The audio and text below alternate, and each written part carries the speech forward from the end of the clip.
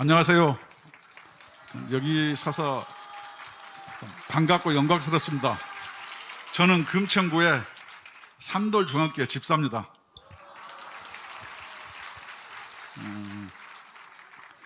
아까 목사님이 몇 시간 동안 서서 말씀하는 것 저 밑에서 잘 보았습니다. 오늘 주사파 얘기하고 쭉 얘기하는데 간단하게 얘기하면은 민주노총은 문재인 정부의 인민무력부입니다. 그래서 11월 3일 총파업을 통해서 사회에 대전한 그 뭐냐면 체제를 바꾸겠다 이런 거예요. 그래서 자기네들이 대선에 이길 가능성이 있으면 가는 거고 없으면 어떻게 하겠습니까? 깽판을 놓는 겁니다. 그렇지만 우리들은 민주노총이 뭔지를 잘 몰라요. 그래서 우리가 국민노조를 만들어서 그걸 저항하려고 하지만은 아직 우리들은 골리앗 민주노총이라면은 우리 국민노조는 다윗에 불과합니다. 그래도 승리는 누가 하겠습니까? 다윗입니다. 예. 저는 광주에서 초중고를 나와가지고 서울 올라와서 평화시행에서 일했습니다. 재단사도 했고 청계피복 노조에서 활동도 했어요. 그래서 전태일에 대해서 공부도 했습니다. 군대 제대하고 구로공단에 가서 대우협회를 해서 노동조합 위원장을 했습니다. 그러다가 어떻게 됐겠습니까? 85년도에 감옥 갔습니다. 전두환 정권 시절에 나와서 또다시 전국 해고자 복직투쟁위원회 위원장도 하고 하여튼 부잡스러운 건 내가 다 해봤습니다. 그러다가 고르바초프 나오고 동구권 무너지면서 우리가 배운 내용이 맞지 않구나, 현실과는 다르구나, 저는 이렇게 느꼈습니다. 그래서 국회 들어가서 보좌관도 하고 쭉 하다가 편안히 쭉 살고 있는데 조국이라는 사람을 보면서 열이 받았어요. 그래서 제가 금천구 앞에서 한 달 보름 동안 텐트 치고 농성했습니다. 30년 만에 투쟁세포가 깨어난 거예요. 근데 제가 싸운 건 아무것도 아니더라고요. 제가 정광훈 목사님이 용도하는 청와대 앞에 가봤는데 저는 정말로 충격이었습니다. 그냥 한 번도 싸워본 적이 없는 아주머니, 어르신들이 수십 일 동안 비가 오나 눈이 오나 거기서 노숙농성을 하는 거 보면 저는 나도 싸웠는데 나는 번데기 앞에서 주름 잡으면 안 되겠구나, 솔직하게 이런 생각했습니다. 여러분 정말로 대단합니다. 그러는 가운데 제가 그때 목사님과 인연이 돼서 한번 뵙고 우리 목사님께서 민주노총을 처단하기 위해서는 국민노조 같은 게 필요하다고 말씀을 주셔가지고 제가 곧바로 아멘하고 순응했습니다. 그래서 아직은 우리가 힘은 약한 것 같지만 우리는 끊임없이 싸워서 반드시 승리를 할 것입니다. 그러면은 민주노총에 대해서는 여러분 잘 모르시죠? 한번 저는 있는 사실만 얘기해요. 이게 민주노총에서 나온 보도자료입니다. 제 이야기가 아닙니다. 이 보도자료를 보면은 3월 15일 11시에 거침없는 민주노총 110만의 총파업, 그래서 11월 3일 총파업을 위해서 가열차게 진군하자, 이런 내용입니다. 그럼 민주노총이 이런 총파업을 하는데 누가 앞장섰을까요? 현재 민주노총 위원장은 건설노조 출신이라고 해서 경기 동부의 이석기 석방투쟁위원장이 현재 민주노총 위원장입니다. 여러분 이석기가 누군지 아시죠? 여러분이 광화문 앞에서 싸울 때 그 옆에 이상한 천막 하나 있었죠? 그게 누구 천막이었어요? 그렇습니다. 그 석방투쟁위원장이 현재 민주노총 위원장이고, 여기에서 기자회견을 할 때 누가 갑니까? 우리나라에서 자본 자유시장 경제 혜택을 가장 많이 받은 대기업에 종사하는 금속노조, 현대자동차라든가 이런 데가 여기 합류했습니다. 그 다음에 언론노조, 그 다음에 보험금 많이 받는 공무원노조, 전교조 선생들, 병원노조, 이런 사람들이 대한민국의 1, 2% 안에 드는 자유시장 경제의 가장 핵심들이 모여서 거꾸로 자유시장 경제를 뒤집으려고 하는 겁니다. 그 수혜자들이 다시 얘기해서 자기들은 예를 들어서 자유시장 경제 혜택을 받고 그러면서 말로만 서민들을 위해서 체제를 뒤엎겠다 이렇게 얘기하니까 이게 뭐예요? 현 정부와 같은 내로남불과 모순인 것입니다. 그러면 현재 민주노총은 어떻게 할까요? 11월 3일 총파업을 위해서 최저임금도 준비하고 이번에 돌아오는 7월 3일 날 하투를 진행합니다. 하투가 뭐냐면 여름투쟁입니다. 여름투쟁은 뭐겠어요? 여러분 자영업 하시는 분 계시죠? 최저임금 어땠습니까? 돈 많이 받으면 나쁜 사람 없죠. 그러나 최저임금을 제가 노동조합 위원장입니다. 최저임금을 급격스럽게 올리니까 어떻게 해요? 자영업자와 소규모 공장들이 다 망합니다. 그래서 어떻게 됩니까? 없이 사는 사람들의 일자리가 없어졌고 소득이 줄어들었습니다. 그건 어떤 거와 똑같아요. 집 없는 서민을 위해서 임대차 3법을 통과시켰더니 집 없는 서민이 박살났죠. 그렇습니다. 가난한 노동자를 위해서 최저임금 올리겠다고 했는데 오히려 더 가난해졌습니다. 이것이 문재인 정부의 노동 정책인 것입니다. 근데 그들을 밑받침하는 게 누구냐? 바로 민주노총이고, 민주노총에서 11월 3일 총파업을 예정해서 우리 국민노조에서는 11월 3일 총파업 분쇄 국민결의대회를 준비합니다. 그때 뭐냐? 우리가 8월 15일 날 1차, 그 다음에 10월 3일 개천절 2차, 11월 3일 민주노총 총파업을 이걸 분쇄해야 됩니다. 왜 그러느냐? 민주노총에서는 11월 3일 총파업을 사회대전환 투쟁이라고 얘기합니다. 사회대전환 투쟁 여러분 뭔지 모르죠? 문재인 정부의 검찰개혁과 우리 국민들의 검찰개혁은 똑같은 검찰개혁인데 얘기가 다릅니다. 국민들의 검찰개혁은 검찰이 독립성과 중립성을 지키는 게 검찰개혁이고, 문재인 정부의 검찰개혁은 뭐예요? 자기 정권을 숨기고 수사하지 말라는 검찰개혁입니다. 그럼 여기서 저들에게는 사회대전환은 뭡니까? 체제를 바꾸겠다는 겁니다. 그래서 민주노총은 11월 3일 하기 위해서 5대 과제와 15대 세부 과제를 얘기했어요. 첫째가 뭡니까?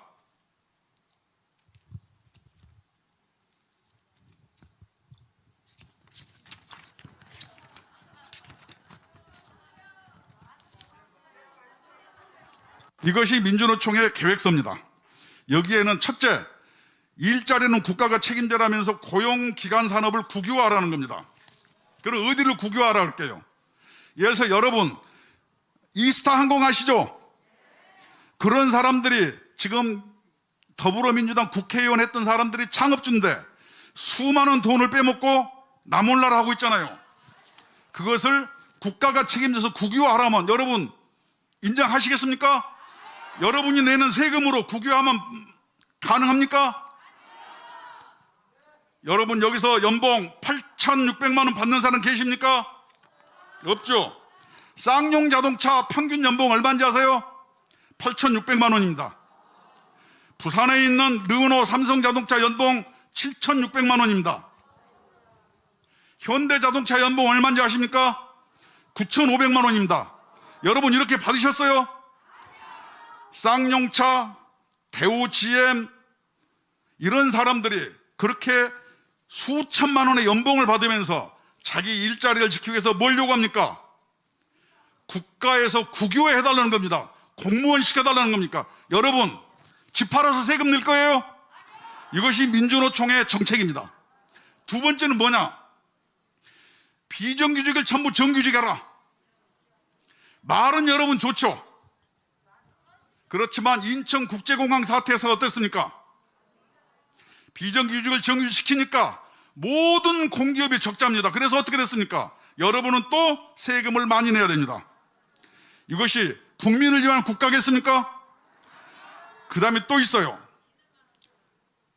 민주노총은 전체 주택의 50%를 국유화하자는 겁니다.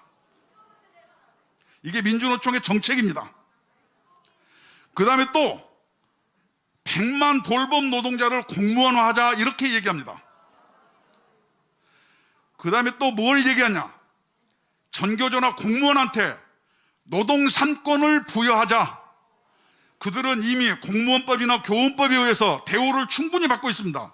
여기 계신 여러분보다 훨씬 더 많은 대우를 받고 있는데 또다시 거기에다가 정치적 자유를 줘서 노조할 권리까지 줬습니다. 이것은 뭐예요? 특혜입니다. 그래서 민주노총의 이러한 주장들은 뭡니까? 바로 자유시장 경제를 무너뜨리고 11월 3일 총파업을 통해서 사회대전환 투쟁을 하겠다는 겁니다. 사회대전환 투쟁을 다시 얘기하면 아까 검찰개혁처럼 체제를 바꾸는 겁니다. 이럴 때 자기들이 대선에서 이길 것 같으면 어떻게 되겠습니까? 3월 9일 대선으로 가는 거고 질 것 같으면 어떻게 되겠어요? 또다시 촛불을 들고 나올 것입니다. 그렇기 때문에 아까 목사님께서도 말씀하시는 거예요. 문재인 정부의 인민무력부, 민주노총이 있는 한은 저들의 힘은 굳건할 것입니다. 그래서 우리 국민노조가 하여튼 목사님의 말씀을 따라서 만들어서 우리가 다윗 시대에서 민주노총이 이러한 사회주의 정책, 국민을 호도하는 이런 민주노총을 깨부수기 위해서 우리 국민노조는 열심히 싸우고 있습니다.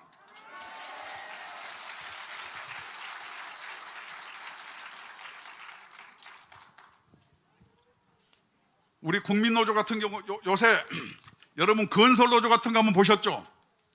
혹시 동네에서 아파트를 질 때 보면은 앞에 봉고차 가서 새벽부터 시위하고 그러지 않습니까? 그거 어디서 하는 줄 아십니까? 민주노총에서 하고 있습니다. 우리 전교조 알죠? 과거 전교조는 어떻게 했습니까? 참교육이라 그래서 국민들이 처음에는 지지를 해줬어요. 그러나 지금은 어떻습니까? 사무실 800평 내놔라, 노동상권 보장해라, 그 다음에 각종 수당 올려달라, 전부 이렇게 특권의식에 의해서 단체 협약이 아니고 정부를 향해서 횡포를 보겠습니다. 그러면 현재도 7개월째 단체 교섭 안 하다가 언제까지 이 투쟁을 이어갈 것 같습니까? 바로 11월 3일 민주노총 총파업 날을 향해서 정교조, 금속노조 모두 건설노조들이 이 힘을 아껴서 총파업 투쟁으로 나아가고 있습니다. 그 길목을 가로막는 사람이 누구겠습니까? 정광훈 목사입니다. 그래서 정광훈 목사님께서는 8월 15일 날 이미 광화문에 1000만 명이 모여서 대한민국을 바로 세우고자 이렇게 선지적인 투쟁을 하고 계십니다. 우리 성도 여러분, 인간은 나약합니다. 그래서 예수님이 돌아가실 때도 어떻게 했습니까? 베드로가 예수님을 아냐고 물어봤을 때 3번을 모른다고 얘기했습니다. 그리고 회개합니다. 인간은 다 약합니다. 그러나 우리 정광훈 목사님 어떻겠어요? 이 거지 같은 문재인 정부와 싸우니라고 3번을 감옥 가셨습니다. 한 번도 문재인 정권이 나쁘다고 얘기했지 부정하지 않았습니다. 그래서 3번 감옥 갔습니다. 저는 그래서 우리 정광훈 목사님을 존경합니다. 반드시 정광훈 목사님이 8월 15일 그러면 개천정을 통해서 11월 3일 민주노총 투쟁을 반드시 와해실 것입니다. 민주노총은 벌써 7월 3일 날 결의를 통해서 11월 3일 총파업을 하고 그 이후에 사회대전환 투쟁을 한다고 얘기했습니다.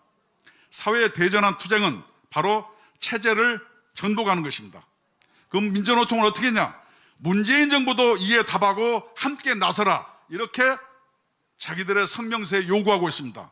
다시 얘기하면은 문재인 정부와 함께 사회대전환을 위해서, 다시 얘기하면은 체제 전복을 위해서 반기업 정서로 자기들이 말하는 노동자 천국인 세상을 만들기 위해서 나설 것입니다. 그러면은 그것을 막는 사람은 누구냐? 저는 국민의힘도 아니고 무슨 법조계 인사도 아니라고 생각합니다. 이렇게 이름 없이 빚도 없이 열심히 나오셔서 광화문에서 함께 했던 분, 여기에서 함께 정광훈 목사님과 함께 이렇게 설명을 들으신 바로 여러분들이 대한민국을 지키는 파수꾼이 될 것이라고 저는 확신하고 있습니다. 그래서 민주노총 하면은 우리가 잘 모릅니다. 그러나 민주노총은 확실합니다. 11월 3일 총파업을 통해서 체제를 바꿔서 북한과 중국과 함께하는 그런 노동자의 세상을 만들 것입니다. 그러나 역사는 어떻게 됐습니까? 노동자의 세상을 외치는 모든 나라는 망했습니다. 딱 하나 노동자가 노예처럼 살면서 근근히 버티는 나라가 어디예요? 북한입니다. 루마니아 같은 데도 그랬습니다. 과거에 모든 국민한테 집을 한 채씩 줬습니다. 그러자 어떻게 됐을까? 모든 국민이 행복해졌을까요? 그렇지 않습니다. 모든 국민은 자기 자식들한테 분가도 안 돼서 한 집에 오글오글 모여 살고 집을 짓는 건설에서는 망했으며 자기들이 지방으로 발령나고 이사갈 때 이사갈 집을 구하지 못했습니다. 그래서 전 국민이 주거 이전의 자유가 없어져 버린 겁니다. 그래서 그 나라들이 동구권 같은 나라가 우리나라보다 먼저 개화했지만은 그런 잘못된 정책, 사회주의 정책으로 폭삭 망한 나라들입니다. 그 대표적인 나라가 남미의 베네수엘라 같은 나라입니다. 그들은 미국으로 이민 가고 미국으로 미륵국 가기 위해서 밤낮을 수천 킬로를 걸어서 자기 나라를 탈출하고 탈출 못해서 남아있는 자들은 어떻게 합니까? 쓰레기통 뒤져서 배고픔을 면합니다. 그 나라의 젊은이들은 뭐 하겠어요? 마약 조직 가서 싸우고 여성들은 정말로 우리가 입에 담을 수 없는 인간 이하의 취급을 받으면서 살고 있습니다. 여러분, 그런 나라 원하십니까? 그런 나라가 되지 않기 위해서는 우리 국민노조가 정광훈 목사님과 함께 반드시 11월 3일 민주노총 총파업 투쟁을 분쇄하겠습니다. 감사합니다.